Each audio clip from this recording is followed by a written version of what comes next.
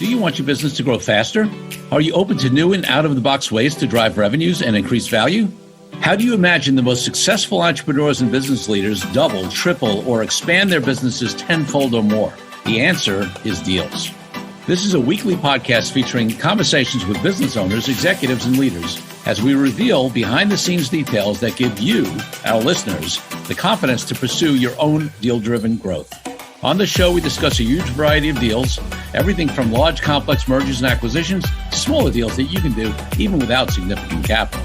My name is Corey Kupfer, and I've been supporting deal-driven growth for businesses for 35 years as a successful entrepreneur, professional negotiator, and attorney. My goal is to help you strategize, plan for, find, and complete deals that will help your company grow faster. Welcome to the Deal Quest podcast. Let's get started. Corey Kupfer here with another solo cast. I want to talk this week about the sort of state of the deal market, and more particularly, this is going to be more related to M&A, but I think it affects other types of deals as well. So we're at a time now when I'm recording this in late November of 22, and there's a lot of talk out there about what's happening with the deal market right now because of what I look at, I'll call them headwinds, right? Because there are some factors that are pushing against maybe the deal flow, deal volume, deal valuations, things like that right now. Things like inflation, higher interest rates, which of course increases the cost of capital. The fact that the stock market is, although it's recovered from its lowest, it's been certainly less strong and more volatile than it's been over the last decade plus. Some world events, things like that. And people are always wondering now, here's the interesting part. Some of the assumptions about when deal volume increases or decreases are not necessarily true. I mean, I did a solo cast, I believe it was late last year, so maybe it was around this time a year ago, where I talked about, interest rates had started to come up, where there was talk about the Fed, was about to start raising interest rates aggressively, which of course they've done over the last year. And, there's a lot of talk about, you saw in various industry publications, things like that, about how that might impact deal volumes. And I had done some research at that time just to really back up what was 35 years of experience and what I sensed was the case. And that was, it confirmed the fact that there was no relationship between deal volume and interest rates, right? There were very high deal volume rates, M&A rates in the times when interest rates were in double digits, right? During those years. So what does affect, am I saying that some of these headwinds in various spaces or in the world and in the economy are not going to affect deals? No, I'm not saying that at all. In fact, in the RA space, where investment advisor, wealth management space, where we do a lot of deals, we've had every year's been a record year over the last number of years. This year will be a record year again. But most recently, DeVoe and Company, who does a quarterly deal book report, reported that there was a huge drop-off in deals in October from the past, like an 80% drop or something. And, I remember I was interviewed, and we posted it, a few months ago. It was actually at the DeVoe conference by Charlie Paker for a publication. And he asked at that time what I was seeing, with these headwinds and the impact on deal flow. And this was, again, specifically in the RA space. I think all of we do deals in various cross industries. We just happen to have this concentration and niche in the financial services space. And at that time, he said, what are you seeing? And at that time, I was seeing no impact on deals, really. I mean, every deal that we were doing was going forward. Valuations were generally holding. I said that we've seen a little bit at that time. We started to see a little bit of restructuring of deals, in that there was a little, but not a lot, but a little less money on the front end and putting some on the back end. But again, the sellers in that case still had the opportunity to get that full value. It was just that some of it was contingent upon what happened in a year or two or three, usually a year on retention, things like that. And then there were growth CAGRs, and that had them the ability to earn if the economy came back, and especially in the wealth management space, where the stock market rise or lower directly impacts, because wealth managers charge mainly on a percentage of assets under management. So, and at that time, I'd see that little adjustment to deal structure, but deal flow was still strong and valuations overall was still good. But I did say that if the Fed had raised interest a couple of times, I think 2-3 times maybe at that point.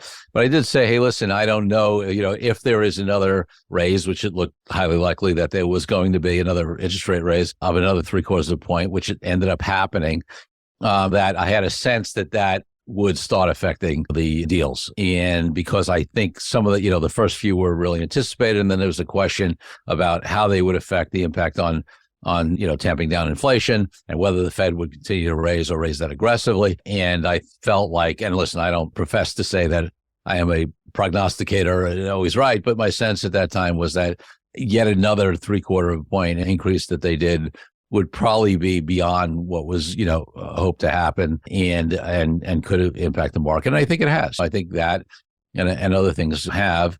And we have seen a slowdown in some segments. I did have my first client who was working with a banker to shop a deal who decided to pull it. He didn't even, he was starting to get LOIs in, but he decided to pull it and see what happens next year, looking for the stock market to come back up. That's still the only deal that we've had where they've done that. But, the DeVoe report shows that there's been some pull off in that industry. Interestingly, as you know, if you listen to the podcast, I'm doing this special series with the RIA aggregator and integrators. And everyone I've interviewed so far from the buy side from those big firms is still saying that they've got a huge amount of interest and a huge amount of deal flow, and they haven't seen an effect. Now, so I'll be honest with you, I'm not saying that any of them are saying anything that's not true, but, there may be a lag time. I mean, maybe, and some of them have said that it takes more and longer to get deals done right now. So I think we need some more time to see the impact and whether this is a temporary blip or dip and how quickly it's going to come back up. But this is what I do know, and this applies to across all spaces. And that is, you always want to be looking at the longer term trends, like what is pushing. And you also have to understand that actually deal flow, deal valuations, deal structures, they don't change across the board. Every industry is different, right? Tech, we do a lot in tech as well. Tech's different than financial services, different than manufacturing, is different than professional services or consulting or, whatever, right? I mean, every industry is not similarly affected by economic factors. In fact, the most powerful example of that most recently is the pandemic, right? And COVID, where, I've often mentioned this K economy, where there are some sectors like financial services and tech that did really, really well, and things like retail and restaurants that got hurt, right? So that's always the case, maybe not as extreme as that K economy thing from COVID, but that's always the case. So you want to look at your particular sector because there may be, for me, for example, in the RA space, the long-term trends are still super strong. All the factors, the maturation of the industry, but the fact that it's still very early in its maturation, the amount of money that's come into the space, the interest in the space, the professionalism in the space that's come up. I mean, deal flow is going to be strong for years and years and years in that space, even if we have a dip, and if we have a dip, is it just this 1 month it's a blip? Is it going to be 3 months, 6 months? Is it going to be slow for a year? I don't know that. That's impossible to predict. But what I do know is that it's over the next number of years, there are going to be plenty of deals being done in that space. Similarly, there's still a lot of money available in various other sectors like tech, where there's a lot of money, in funds that have money to invest, which is going to drive, growth. Again, there may be some additional adjustment to deal structure. The valuations will probably, suppress some. But, listen, in various industries, valuations have been historically high. So even if they drop 10 or 20 or 30%, they still may be above, depending upon what sector, what industry, whatever. Some of those multiples may still be above historical averages, right? So, it's easy. I relate it sometimes to, a very simple situation with housing, right? What happens is when housing values are super high, it takes a while for sellers who had a number in mind, because they saw that's what their neighbors sold at last year or 6 months ago, to adjust if the market has adjusted. But in many cases, they're still going to make a profit and still maybe the valuations are higher than they've averaged in the past, but they're just lower than they were. So you always have it. So I think we're definitely in one of these adjustment periods. So, I talked about how deal volume does not necessarily tie into things like interest rates being higher or lower. But what does happen is that in a time of economic change, right, in a time of having certain headwinds come up, there's always a period of time where the market needs to adjust, okay, where a few things happen. One is that people, because of uncertainty or changing circumstances, people may step back and say, hey, let me just see how things shake out. They may slow the process of, doing a deals, whether it's on the buy side or the sell side, because they, want to see how things change, whether the market's going to come back, whether, what's going to happen, whether things will become more stable. And then the other thing that happens is that this gap, using my house sale analogy, when sellers have yesterday's expectation of price or value, and buyers are not going to pay yesterday's number because they look at what today's number is, and maybe they're even concerned that tomorrow's number will be lower. The same kind of, then deals slow. They don't get done because this is disconnect. This splits sometimes between the expectations of what a buyer wants to pay and what a seller expects to get, right? Because again, the seller's looking at yesterday's price, the buyer's looking at least today's value or concerned about tomorrow's. So this happens in the M&A space as well, right? There's a period of time where there's an adjustment where maybe multiples were at their top and now they're coming down a little bit. And, the buyers are saying, maybe let me see what happens there. Or the sellers are saying, hey, I want to see if things come back up. Because things are dropping. But then they get adjusted to the new normal on both sides. And then that's when deal flow starts happening again because the expectations are not so disparate. They come back together because the sellers realize, well, listen, that was then. I'm still getting a good deal. Maybe my life circumstances are such that I still want to sell. I want to retire. I want to merge in for better growth going forward because we've hit our limit. What are all the reasons that trigger somebody to potentially sell? The underlying reasons are, still there. I mean, unless the only reason you were going to sell was due to the high valuations, which is off. And listen, sometimes that's fine. Hey, the market's high, take some chips off the table. But very often the motivations are beyond that. So the interesting thing is the client that I mentioned that pulled told the investment banker to hold off. That was a client who had said to me a year before that, I speak to my clients often and just talk to them about the trajectory and the plans and where they're at. And, and obviously, we play a very consultative role in their growth and their planning. And I feel blessed that they come to me and talk about that stuff. We're not lawyers that just document deals. So I remember that, that client said, we had a conversation just about, hey, what's the plans, what's going on? And, he at that time had told me that, I think he's got a good 5-7 years, to continue to grow this thing before he even thinks about exiting. And then things went crazy in the market. And, he called me a few months ago and said, hey, Corey, I think I'm going to sell. I don't know that I can pass up these numbers, right? It's crazy. So now that was the client that ended up pulling back, right? Because, which sort of makes sense, right? There were the other drivers. I mean, mentally, he still had some gas in the tank. They felt that they can grow organically. They were expanding services for clients. They were building a really, really, really great firm. And so when valuations cooled off, deal structures changed a little bit. He was like, you know what? Let me hold off. Let me see what happens. I was fine continuing to build this thing. Maybe I'll do that. Or maybe, conditions will be different next year and I will choose to sell. It sort of made sense there, right? But for some folks, when they have other drivers, whether it's, they're tired, whether it's that they've hit a limit and they want to, to be in a bigger place, to be able to grow more and have more capacity. They want to be freed up to focus on what they want to do. They want to, if it's a true succession exit, retirement deal, they want to be able to travel the world or whatever it is they're going to do, afterwards. All these other motivations that happen don't go away. So those deals are going to happen in the relatively foreseeable future. We just got to get past what might be an adjustment period, right, to this new normal. Let's take a break from the show for a minute so I can invite you to a new way to determine your deal readiness. I created a fast and easy assessment that will determine exactly how deal ready you are. Once you complete the assessment, I use your responses to identify the obstacles that are holding you back from being a deal-driven growth genius. It's as easy as heading to CoreyKupfer.com/assessment. That's CoreyKupfer.com/assessment and filling out a few multiple choice questions. I'll be checking in after the episode to see what your results are. Now back to the show. So, I think whether you are a potential buyer or a potential seller in this market, the thing I want to make sure of is that you don't write off deals in your mind forever because things are a little shaky, right? It may be appropriate to pull back, watch, see what's happening, figure out what the new normal is. But and then you can reevaluate, right? If you're a buyer, you're probably going to, underwrite those deals differently and structure them differently if the market isn't as strong.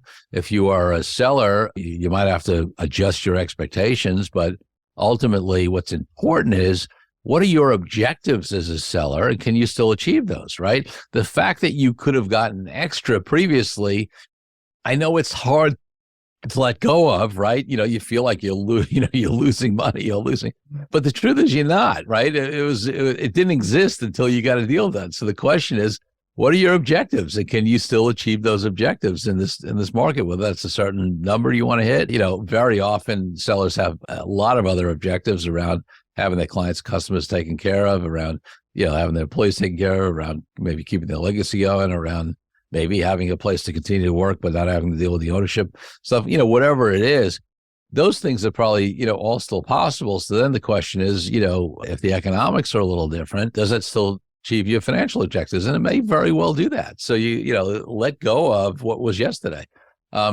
Nobody has a crystal ball and can predict what's going to happen in the deal market, but what we can do is look back at history. I mean, I've been doing this for 35 years, and there are certain patterns that emerge. And like I said, the patterns are, that you go from hot deal markets to slower deal markets, but then they come back, and it's not because after the adjustment period, and it's not tied necessarily to how the economy is doing. In fact, I've mentioned this many, many times. Some of the best deals, there's a lot of deals that get done in quote unquote bad economies, and those are often some of the best deals.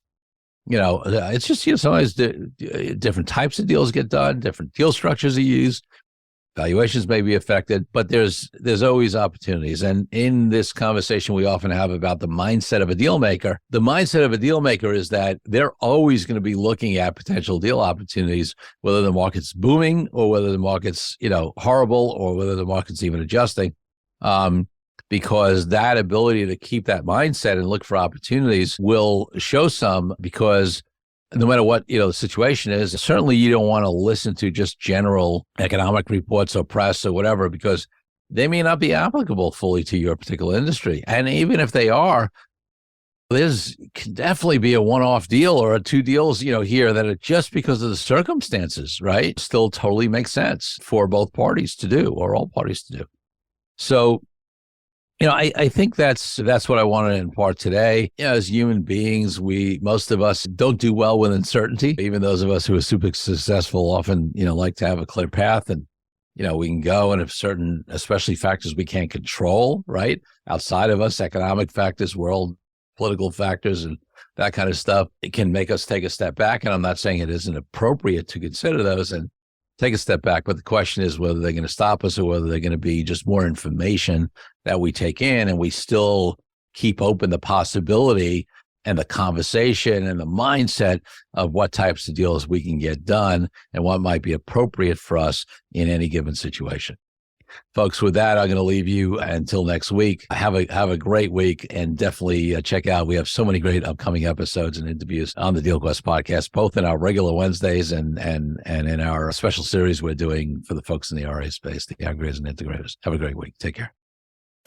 Thank you for joining me on this episode of DealQuest, where we help you understand how deal-driven growth can be your ticket to freedom. I want to invite you to a unique way to tap into the wisdom and experience of the DealQuest community. Join the DealQuest Deal Den Zoom calls, a free monthly 90-minute mastermind. In the mastermind, we address all the challenges you may be facing and help support you with the opportunities that may arise in terms of deal-driven growth.